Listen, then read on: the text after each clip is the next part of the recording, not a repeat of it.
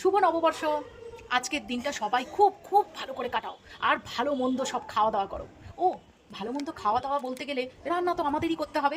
আর প্রত্যেকটা বাড়িতে আমার মনে হয় আজকে মাটন হচ্ছেই, কিন্তু মাটনের সঙ্গে ভাজাভুজির সঙ্গে একটা তো নিরামিষ পদ লাগবেই। আর ইউনিক টাইপের একটা নিরামিষ পদ আজকে তোমাদের সঙ্গে শেয়ার করবো। চলো আমার রান্নাঘরে। আজকে নববর্ষে আমি একটা নিরামিষ আইটেম করব, যেটা খেতে দুর্দান্ত লাগে। প্রথমে পটলগুলো নিয়ে নেবো এবং পটলের সামান্য সামান্য খোসা রেখে পটলগুলোকে ছাড়িয়ে নেবো, আর এই দুটো মুখ এইভাবে চিড়ে দেবো। আজকে বানাবো পটলের মালাইকারি। দুর্দান্ত খেতে লাগে, প্রথমেই বললাম।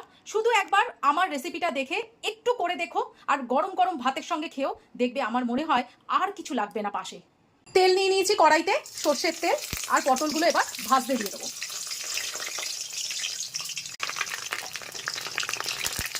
নুন দিয়ে দেবো, সঙ্গে হলুদ। লো ফ্লেমে আস্তে আস্তে ভেজে নেবো। এবার ঢাকা দিয়ে দিলাম। আজকে পটলের মালাইকারি বানানোর জন্য মশলাটা কিন্তু পুরোপুরি একটা আলাদা মশলা হবে। চিরাচরিত আমরা যে মশলা ব্যবহার করি সেই মশলা একদমই কিছু দেবো না। এইটা যেটা দেখতে পাচ্ছ ডাস্ট একটা জিনিস, সেটা হচ্ছে আমি নারকেল নিয়ে আসিনি। নারকেল কুড়োনো হ্যান ত্যান বড্ড ঝামেলা হবে, কেন আজকে নববর্ষ, প্রচুর পরিমাণে রান্না করব, তাই জন্য শুধু নিয়ে এসেছি দোকান থেকে ডাস্ট কোকোনাট। এটা একদম নারকেল কুড়োর মতোই টেস্ট হবে। এই পাশে আছে পোস্ত বেশ কিছুটা, এই পাশে সর্ষে আছে পরিমাণ মতো, আর আছে এই পাশে কিশমিশ আর কাঁচা লঙ্কা। এই হচ্ছে কিন্তু আজকে পটলের মালাইকারি করবার জন্য একদম স্পেশাল মশলা। দেখেছো তো মশলাটা একদম ভিন্ন ধরনের, তাই জন্য বললাম যে একবার অন্তত এই পটলের রেসিপিটা করে দেখো। আমার মনে হয় তোমাদেরও আমার মতো খুব খুব ভালো লাগবে। চলো এটাকে জল দিয়ে একটু পেস্ট করে নিই। পটলগুলো খুব সুন্দর করে ভাজা হয়ে গেছে, এইবারে পটলগুলোকে তুলে রাখবো। খুব ভালো করে কিন্তু পটলগুলোকে ভাজতে হবে, না হলে কিন্তু পটলগুলো সিদ্ধ হবে না। এইবারে এই তেলের মধ্যেই দিয়ে দেবো একটা শুকনো লঙ্কা আর কিছুটা কালো জিরে। তেজপাতা চাইলে দিতেই পারো, কিন্তু আমি দিলাম না, ওটা অপশনাল। ফোড়নটা থেকে খুব ভালো একটা গন্ধ এসছে, এর মধ্যে এবার দিয়ে দেবো আমি পেস্টটা, যেটা এক্ষুনি পেস্ট করলাম।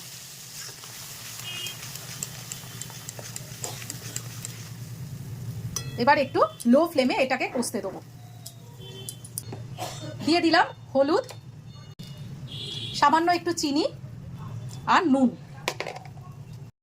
এইবারে দিয়ে দেবো সামান্য ফ্যাটানো দই। বেশি কষবো না, যেহেতু সর্ষেটা আছে, বেশি কষলে তেতো হয়ে যাবে। এর মধ্যেই আমি পটলটা দিয়ে দেবো। এইবারে এই পটলগুলো দিয়ে দিলাম এর মধ্যে। খুব সহজ একটা রান্না, খেতে দুর্দান্ত লাগলেও করতে বেশিক্ষণ সময় লাগে না। মিক্সির বাটি ধোয়া সামান্য একটু জল দিয়ে আমি ঢাকা দিয়ে দিলাম, শুধু এবার হতে থাকবে। দেখো একদম শেষ পর্যায়ে চলে এসেছি। উফ, নারকেলের একটা এত সুন্দর স্মেল আসছে না যে কি বলবো। মালাইকারি তো মালাইকারি লাগছে, সত্যি খুব সুন্দর খেতে লাগে। একবার অন্তত রিকোয়েস্ট করছি বানিয়ে দেখো। এইবারে লাস্টে আমি ঘি দিয়ে দেবো। তোমরা চাইলে হালকা গরম মশলা দিতেই পারো, কিন্তু আমি নারকেলের স্মেলটাকে নষ্ট করতে চাই না বলে গরম মশলা কোনোদিনই দিই না, শুধু ঘিটা দিই। নারকেলের সঙ্গে ঘিটা বেশ ভালো যায়। এবার স্ট্যান্ডিং টাইম 5 মিনিট রেখে দেবো, তারপরে নামিয়ে নেবো। তো কেমন লাগলো অবশ্যই বলো। অনেকেই আমাকে রিকোয়েস্ট করেছিল, দিদি প্রত্যেক দিন তো মাছ মাংস দেখাও, কোনো একটা দিন অন্তত একটা নিরামিষ পদ দেখাও। আমি অনেকগুলোই নিরামিষ পদ দেখিয়েছি, তবে আজকে স্পেশাল এই ডিশটা করবার জন্য রেখে দিয়েছিলাম, কারণ স্পেশাল দিনে স্পেশাল ডিশ খেতে ভালোই লাগে সবার। করে দেখতে পারো একদিন, আমার মনে হয় তোমাদেরও ভালো লাগবে। তো কেমন লাগলো অবশ্যই করে জানাবে একদিন।